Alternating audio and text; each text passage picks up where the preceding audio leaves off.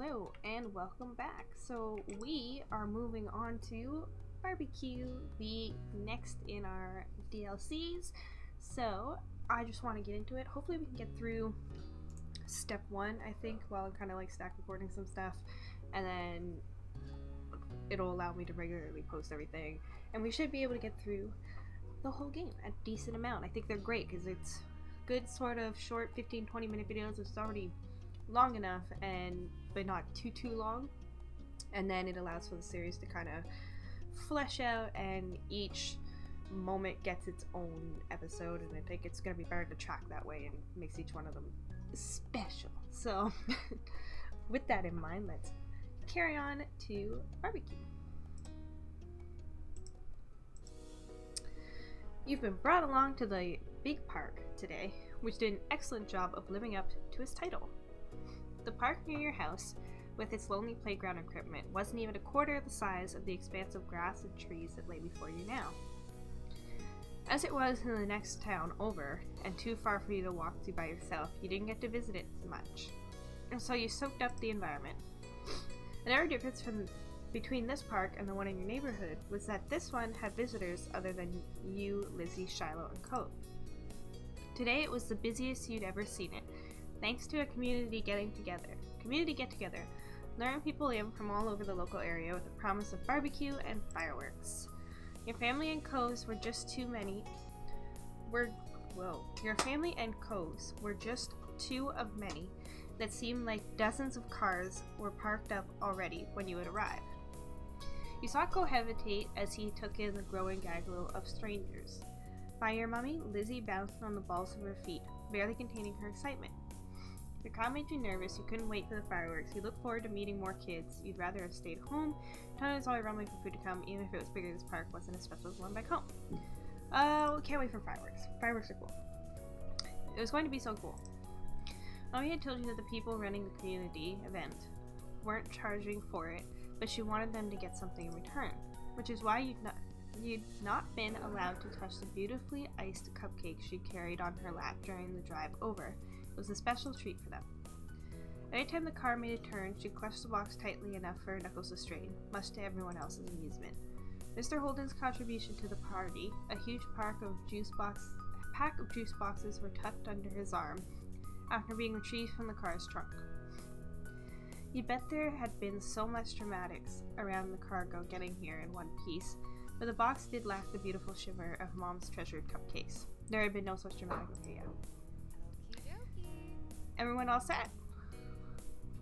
Should be. Cove, did you put sunscreen on before we left? Yeah, I always do. You don't have to tell me. Mr. Holden deflated, his attempts at caring for his son rebuffed, but he shrugged with a smile. I don't want you getting burnt or dehydrated either. It'll be a busy day. Don't think there's going to be any risk of that second part. Mom nodded at the tables up ahead, laden with all kinds of food and drink. She was right. There was plenty to go around. The parents headed over with you, Lizzie, and Cove, trailing after them. A bunch of grown-ups were clustered around there, chatting, but you were more intrigued by what was on the tables. Some of it was familiar. Chilled meat, sliced vegetables, big bags of chips, but there was a lot that you didn't recognize.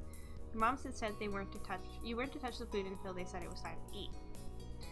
You didn't see any harm in taking just little. You wanted to listen to the rules. You didn't want to risk getting caught. Listen to the rules. You felt that was important.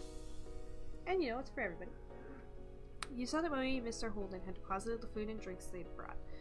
Mommy gave the cupcakes one final worried look before turning to you with a smile. Since that's the topic at hand, how about we freshen up with something to drink? Yeah. That'd be great. Oh, the whole family's here. Along with the ones out, there was a giant ice cooler on the ground, stuffed full of cans of soda, boxes of juice, and milk, as well as bottles of water. Your drink was... Right, we got soda, water, juice, and milk.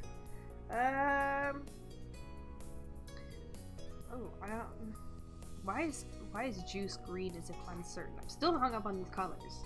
We're just gonna go with some water, okay? We're staying hydrated, and I got my water over here. The water went down easily, quenching a thirst you hadn't noticed. Your little group took a break while everyone quenched their thirst. Mr. Holden smacked his lips Enjoyment. Pantomiming the enjoyment? Is that what it was? That hit the spot, but you kids should go have fun. You can take your stuff with you and join the other kids playing games. Just don't go too far from the tables. We'll be keeping an eye out, so don't even think about sneaking off. We're not going to the other parts of the park today. Lizzie huffed at their comments. They did sound directed at her, but she scanned the surroundings, nodding her head towards a group of kids like a general direction their battalion. She pointed the way. Come on, let's go over there. Co's mouth was downturned as he looked from the parents and the other adults to the new kids, clearly not favoring either option. But ultimately, he hunched his shoulders and tagged along with Lizzie. Sorry, I found that over time I've been getting so much better with my reading, and I'm working on it, but reading out loud sometimes is just, and this is so much of it, as fun as it is, I think it's at least helping with that. You stuck with your parents, you went to play with the other kids too, we'll go play with the other kids. You followed after Lizzie and Cove, who were waiting for you on the outskirts of the group of parents. Hurry up. Okay. You picked up the pace, moving into a jog. When Lizzie pelted away at full speed, you and Cove had no choice but to break out into a run. The other kids were far out in the field. Still at your speed, it wasn't long until you reached them. As you approached, they turned around to greet the newcomers. I'm Lizzie. That's my little sister Jamie. The one with the cast is Cove. You offered a smile. Cove simply lifted a hand in greeting. I'm still bopping to this music. There's a chorus of hellos and names from other kids. One of the kids looked to be about Lizzie's age or older. A couple seemed to be the same age as you and Cove, and there was one teeny little thing with his arms folded over his chest. What are you up to? The first kid, a boy with curly black hair and neon green sneakers, who'd introduced himself as Hayden, shrugged as he looked at the other kids. Not much. The second kid to pipe up, Lisa, had half her face obscured behind huge glasses she wore. We haven't decided yet. She glanced wistfully over her shoulder. Following her gaze, you saw the spray of water first and heard the shriek as someone got splashed in the face before you spotted the person shooting them. Some people were playing with water guns, but there weren't any left. The smallest kid, Noah, grumbled at that. You guessed that was why he was sulking. Spencer, who hadn't said much, patted his shoulder. So that's out. A new kid raced over with a glint in her eye and her braids streaming behind her. You spotted the plastic orange pistol in her hand, too late when the trigger had already been pressed. Ack! Rude! Hey! Lizzie, who'd been caught first, was fuming. Cove wiped the water from his face. You rubbed at your ears, trying to dislodge the water that had pooled there. Don't spray people, you laughed. Watch out, he has a cast. You pushed her away. I don't want to, throw him out there. You laughed. It was pretty funny, and you were unhurt by the water trickling down your neck. The girl simply darted off to find more victims, unaffected by your reaction. She doesn't mean anything by it. Lizzie tutted, flickering her hair out of her face. The girl not meaning anything by it didn't change the fact that she'd been sprayed. Cove looked similarly unimpressed. Lisa's face lit up as she had an idea. Hey, we should catch her. She won't be able to spray people if she's running away from everybody. Yeah. Cove nodded as the other kids remembered their interest or lack of it in the game. Let's do it. That doesn't sound like a good idea to me. Okay, nod along. No thanks. You shook her head. I don't know. I don't know if we want to tackle someone. I guess we'll just go, let's do it. It's like what kids do. Join the group of kids and tearing off after the girl with pistols. Spotting all of you over her shoulder, she laughed and spot her pistol in the air. Only a couple of drops squeezed out.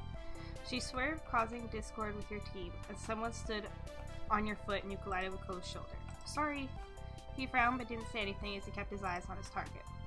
You're closing in on the girl, but you weren't alone. Lizzie's face was set with intent, and the two older kids were hot on her heels too.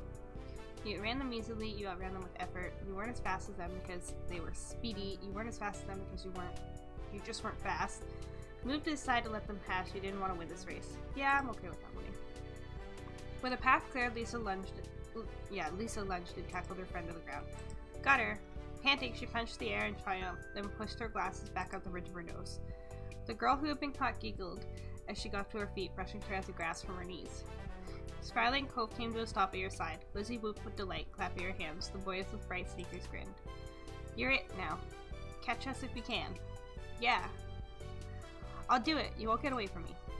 With that, you all dispersed, squealing and laughing as you tried to evade capture. The sour mood from earlier had evaporated entirely, replaced by a light and playful atmosphere. Oh, okay, good. Several rounds later, when most of the kids had taken a seat, had taken at least one turn as in, the scent of smoke wafted up to your nose. Caught by surprise, you looked up and found that the brilliant blue of the sky had turned orange as the sun snuck down on the horizon. With all the excitement, you lost track of time completely. Looking over, you saw people standing over the grills and poking them to life. It was nearly time to eat. We should get over there. I am so hungry. Our parents are at different spots. Yeah. Bye, it was cool playing. Yep, bye. You waved goodbye to the other group of kids before hurrying over to your parents with Lizzie and Cove. A tickle unfurled in your throat, growing more persistent as you came closer to the source of smoke. As the three of you approached the tables, your parents spotted you and came to join you halfway. You tried to greet them, but another cough obstructed your words. Woof, that's quite a cough. Are you alright, sweetie? Nod confidently. I'm fine. No, you shook your head. Nod confidently. Are you sure? No one needs to go up to the grills if they don't want to. Just let me know what you need. There was no response from the other two kids there. I can get it myself. I can do it. You must show the grills. Can you get it for me? Please could you get it for me? Younger said, moving up close to the smoking grills. I mean, if we're being affected, I guess we could just say, please could you get it for me? Of course. The main thing being served is kebabs. You can have whatever you like on it. There's different meats and veggies. What would you like on yours? Mom is right, there's plenty of options. Ooh, I get the options. Oh, I want everything. Oh my goodness. I definitely want chicken. Well, where'd my... Okay, we'll go with the zucchinis. Peppers for sure. And onions. Do we want shrimp? I probably... no, that's gonna be it. Sounds good to me. The veggies will be good for you. Order given, you waited for your food to be ready. Lizzie headed towards you, having issues with her own request. Hi again. I heard what you ordered. I'm getting a chicken kebab with all 3 colors of peppers. Noticing that Cole approached, she turned to him. What are you having? Why does it matter? I don't know, I was just asking. I'm getting beef and shrimp with all the vegetables except onions. Lizzie hummed while evaluating his response. That's okay, I guess, but chicken is definitely the better one. Then you could eat all the chicken. I'm going to. I want some of the chicken too. All the chicken in the world? Chicken is the worst. This is a stupid argument. Chicken is the best choice. All the chicken in the world? No, that's dumb. You know what I mean. Lucy peered over the grill where the kebabs were being handed in. A growing assortment of kebabs collected in your parents' hands. They're coming over. Don't get jealous of mine when you realize you made the wrong choice, Bill. I didn't make the wrong choice. There isn't a wrong choice. We all make good choices. Same to you, Lizzie. You sighed. We all make good choices. It's just what kebabs someone eats. The person serving gave your mom one final kebab. Then your parents moved over to rejoin you. Between them, they were carrying 6 kebabs, one for each of you, including Cove and Mr. Holden. We've got the goods. Cove's dad is looking for a place we can sit. In the meantime, they began passing out the kebabs to their rightful owners. Lizzie smiled smugly as she received hers. These are pretty big. Be careful not to drop it. Try not to poke yourselves with the end either. They're sharper than you might think. Hearing that, you tentatively pushed the tip of the skewer against your finger. It felt like the point was newly sharpened pencil. Though it didn't hurt your hand, you wouldn't want it scraping the roof of your mouth or jamming your tongue. Molly clucked her tongue. It would have been nice if the options were a little easier to manage and less messy to eat, especially for smaller kids. There aren't even plates for everyone, so we could set the food down for a second. That's what you get for the price of free. But we can hack it, right? Lizzie nodded her head vigorously, clutching her kebab like a trophy. Your parents led you back to the table. It was immediately evident why Mr. Holden had been sent to scout one out. The benches had quickly filled up as people got their food. Mr. Holden was standing over the corner of a section near the edge of the seating area, beckoning your group over to join him. You clambered onto the bench, taking care not to let your kebab slip from your fingers. Further along the table, Cove perched next to his dad while Lizzie took a space next to you. Your mom passed the final unclaimed kebab to Mr. Holden. Thank you. Thanks, this looks delicious.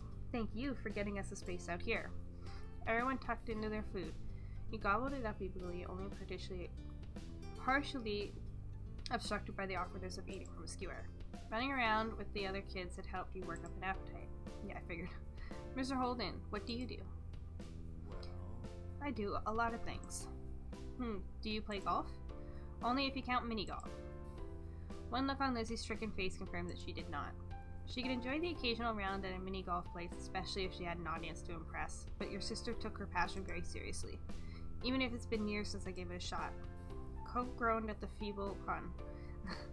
Mom chuckled. You weren't sure if she was responding to the joke, Cove's annoyance, or Lizzie's offense. Don't worry about it. Just as well. She'd be dragging you to the green every week. That's because I got dedication. You need a good drive or two to get far. Mr. Holden nodded, clicking his tongue in appreciation. Cove looked from his father to your sister, lost in the conversation. Outclassed in golf and wit. I don't get it. More golf stuff. You should give real golf a try. Maybe I'll even teach you some tricks. Don't try to change my dad to be more like you. Lizzie gave Cove a dirty look at the accusation. Mom felt the need to move the topic ahead before it got heated. Nice. That's really sweet of you, but I'm sure Mr. Holden is busy. He might not have time for another hobby. Yeah, I don't think I'm made for that. Still, the offer is appreciated. Why? Then tell me something you'd really do already. You just go away every day. I like scuba diving, though with the business, that's more work than play these days. Surfing and reading, snorkeling. Those are things Cove likes. Wow, it's a good thing you live by the beach. You stay quiet. Those things Cove like? Mr. Holden, his eyes puffed out his chest. What could I say? My boy's got good taste. He takes after his dad in that way. The sun had been setting when you got your food, and by the time you finished, night had truly fallen. Your sticky fingers were the only remaining evidence of your meal.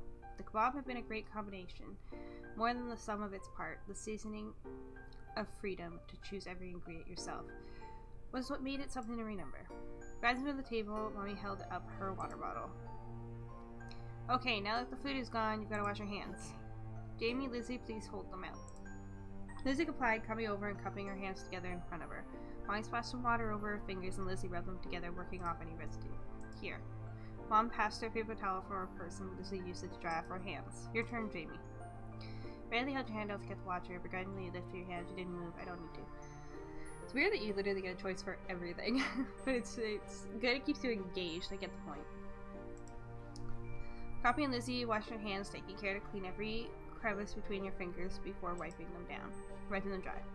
Nearby, Cove had taken his own course of action, wiping his hands on his pants and leaving a stain where fingers had been. Mr. Holden shook his head. Let's clean that off, pal. He scrubbed out the fabric with a scrunched up napkin. Dad, it's not that bad. When everyone was cleaned up, or as clean as they could be with the limited facilities, Mom spoke up. Let's go make one last check at the coolers and restock on drinks before the fireworks show. No time. We have to get a good spot. Everywhere is going to be taken. How about I go ahead and save space again? You can meet up with me in the field after getting the drinks. Then I'm going with Cove's dad. I'll find the perfect place. Okay. Sure thing, I could use an extra pair of eyes. Molly shook her head ruefully at Liz's even more enthusiastic than usual attitude. Alright, me, Cliff, and Lizzie can go find a place to sit. Pam, Cove, and Jamie, do you want to go get the drinks? Okay. He nodded. Okay, I'll get all the stuff we need. No, I want to help you spot. I don't want to get drinks. You consider your options. Nodded. Mommy, Lizzie, and Mr. Holden headed off into the wide open field where the fireworks were being set up. You joined Cove and Mom in returning to the cooler where you picked up drinks earlier. Even as you approached, you suspected you wouldn't find much in it. Where it had originally been stocked to the brim, it was now half empty. The ice, which had been crushed, cushioning the drinks and kept them cool, were largely melted, with only handfuls of pieces floating like teeny icebergs. Slim pickings. The drinks that remained looked to be bottles of plain water, but you caught a glimpse of something more colorful amongst them. Mom rummaged around in the cooler, excavating a couple juice boxes from the bottom in the process. Jamie, Cove, you can take one of these if you want. The perks for helping. You took the juice box for your health. You took only a water bottle. You took a juice box to share, and a water bottle for yourself. Guess I'll just take a juice box. Cove had stayed, but decided to take a juice box for himself. When you were each loaded up with your chosen drinks, plus an extra bottle or two for someone else in the group, Mom's phone started to ring. She juggled the water bottles over to the crack of her arm and looked at the collar. Yes, Mommy, hold tight while I get this.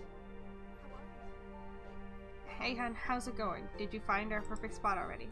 She nodded along to the call, punctuating by uh-huhs as Lily gave her directions. Catching her eyes, she gestured toward the grassy area. We've got a place. Come on, we better hurry before the show starts. You and Cove jog over to your mom, who led your way through the field, and the separate groups of people assembled there, back to the rest of your families. Hello, we're here, and we came bearing drinks, though there wasn't much left. The three of you handed over separate drinks. You gave Lizzie a bottle of water, but she only had eyes for your juice box. Jamie and Cove have juice. They help get the drinks. You got to pick where we sat. Don't be selfish. I'm not.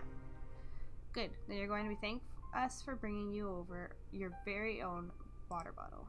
Thanks. Once everyone had been equipped with beverages for a big event, you sat on the grass near your family and waited for the music to begin. Most people in the park had taken a seat now, with a few stragglers silhouetted back at the tables in the distance. A few rambunctious kids were still dashing about, but their number was steadily decreasing as their parents called them over and restored order.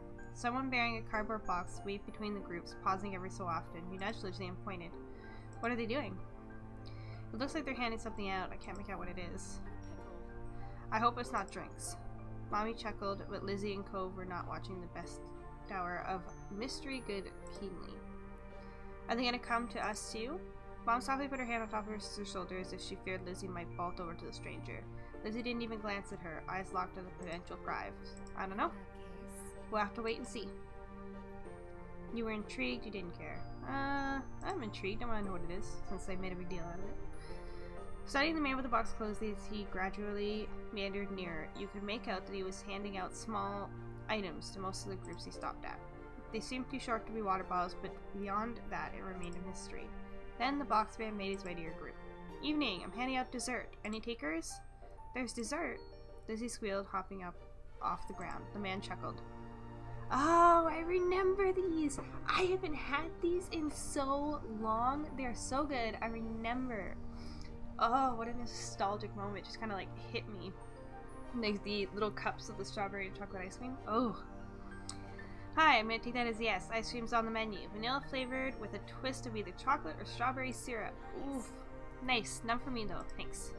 Same, but the offer is appreciated. I want chocolate. Can I have strawberry? And a strawberry for me too, please. Now you're going to have to make a decision. Chocolate or strawberry? Oh, we're going with chocolate. You need a strawberry, you need a chocolate. You put on your mom's shirt and whisper that you want chocolate. You put on your mom's shirt and switch chocolate. You didn't want either. You were lactose intolerant. I am lactose intolerant, but that has never stopped me from having it. Reaching into the box, the man brought out the requested ice cream and tossed them out. It came packaged in a little plastic cup, complete with a wooden spoon stuck to the paper lids. Oh, yes. What are they called? Can you just look up ice cream with like little syrup swirls or something? So good. I forget what they're called. I want those again now. Where do you get them? The condensation wet your fingers in a pleasant way. Thank you. Kids, are you going to thank the nice man too? There was a chorus of thanks. Cordially nodded and walked off from another group. The man couldn't spend much time with each group, considering how many he had to get to. You peeled back the tab that covered the ice cream and got right into your unexpected treat. It tasted amazing. Lizzie was definitely enjoying hers. Cove was too. Lizzie mushed away happily, but it ultimately didn't succeed in monopolizing her attention. Eyes wide, she looked at her mummy and pulled on her pants. I didn't get strawberry. Can I have some of yours, please? Of course. The joys of being a parent. Lizzie cooed with excitement as Mike presented her with a dollop of ice cream and syrup mixture. Licking her lips, Lizzie lapped it up. Oh, come on now. Lizzie has all the ice cream she needs. She simply laughed and pinched Lizzie's cheek, and then dug her spoon in again and held it out to you. I just can't resist. Jamie, would you like some of mine? She's got a full cup of ice cream to eat already. But that's not the same as getting a little extra from your mommy. Accept the bite, pass it by. Oh, we'll accept. You ate the treat being offered, much to Mom's jargon and Mummy's delight. Cove watched the exchange slightly with a blank expression. Mom, on the other hand, shook her head, a fond smile on her face. Well, you better at least give me some too. You could have gotten your own if you wanted ice cream. The kids have ice cream already, and they're getting some of yours to boot, and I have nothing? Now is when you decide to be firm. I think Mommy fed some of the ice cream to your sulking mom. She can never actually follow through with being tough. All better now. Yes. Good. What about you, Cliff? Would you like some? No, I'm still okay, but thanks for keeping me in mind. Cove, it's only fair that you get the choice too. Cove shook his head firmly, concentrating on his own cup. Lily smiled. Okay, as long as no one is feeling left out. Mama was always so nice to everyone. You'd not be sharing ice cream with everybody nowadays, would you? At least from the same bowl, same spoon. Ooh. Then the first firework cut through the sky, whistling as it descended until it hit crescendo with an explosion. The park flashed as if alight. Squealing, Lizzie leapt to her feet, her forgotten ice cream tumbling to the ground as the firework crackled into teeny drops of glitter in the sky. It's starting! Everyone looked up at the sky as another firework whizzed through the air. With each explosion, Lizzie would jump into the air. The event was thrilling. It was possible to terrorize somebody from the scene. Loud noise hurt your ears, covered with hands. It was kind of neat. You shrunk back, how your knees to your chest. Impossible to terrorize me, although I remember the first time I saw fireworks. We were at Peachtree Island, and we were sitting on the beach, and the first time they went off, I remember hiding behind my dad's lawn chair, because I was so scared that they were going to rain down on me, and the loud noise and everything had just scared me so much.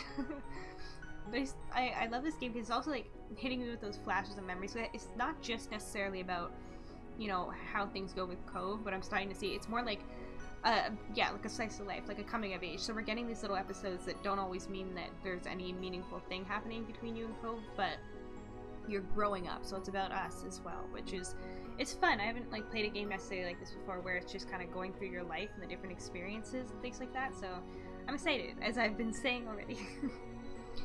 It's possible to terrorize away from the scene. Cove stopped by his dad, captivated by the skies, sparkles, and flashed overhead. But yeah, I just feel like they did a good job, because I'm also remembering some of my childhood through it. Mr. Holden watched the fireworks scene impassively. He did smile at you, and even gave a thumbs up when he noticed you looking over. Mommy hopped to her feet, pulling Mom with her, pushing her into joining Lizzie and jumping in tandem with every crackle of firework. Mommy then bent down and offered you a hand up too. You decided to quietly watch around. You got up to join your family. Got up to join family and beckoned Cove to join. Cove ignored your invite, choosing to stay outside of the circle. You brushed his rebuff off easily, washed away by the way your mom's face lighted up. Literally and metaphorically as you approached. The four of you shrieked and leapt along with the sparks of the sky, not trying to contain your joy at experiencing the sight together. Fireworks continued, some twisting with the coil of a spring, as they arched into the sky, others shooting straight from the ground and shattering into a billion tiny specks. Every color got its spotlight in the sky, in the show. Some fiery reds to eerie greens and blues that could rival the ocean. You eventually noticed that at some point Mr. Holden had let Cove perch atop his shoulders, or more likely Cove had been persuaded to give it a try. Still, Cove's face was covered with a wide smile that matched his father's own. You imagined the view from way up there was pretty impressive. It was also nice that they were getting along for once. The show built up to a grand final that boomed over the park and filled each inch of the sky. The twinkling lights represented the full spectrum of the rainbow. As the final glittering embers dissolved into the night, they released a deep breath. The after-image was still burned in your retinas, leaping up behind your eyelids with every blink. Within a minute, the images had been lost, but it was burned deeper still in your mind. You'd been so focused on the show that your foot had gone numb beneath you, and it was only when you attempted to stand on it that you felt the tingling sensation of blood rushing back to your toes. Cove was on the ground again, your eyes locked momentarily, and then you turned back to your family. The news that Cove and his dad would be coming with you to a once-a-year event hadn't been great.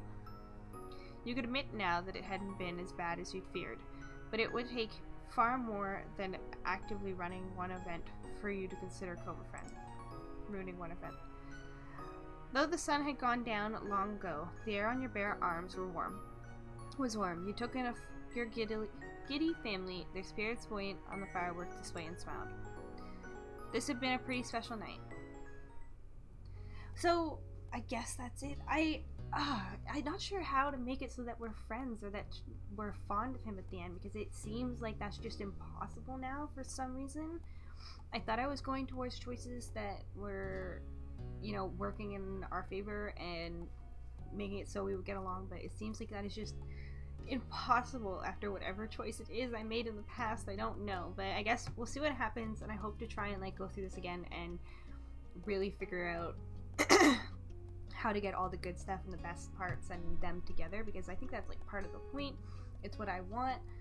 I just clearly have not figured out how to do it yet. So we'll see how it goes. We still have 2 more DLCs to go, and then we're on to step 2. Very exciting. So thank you again for watching. We will see what happens, and I hope you stick around for next time.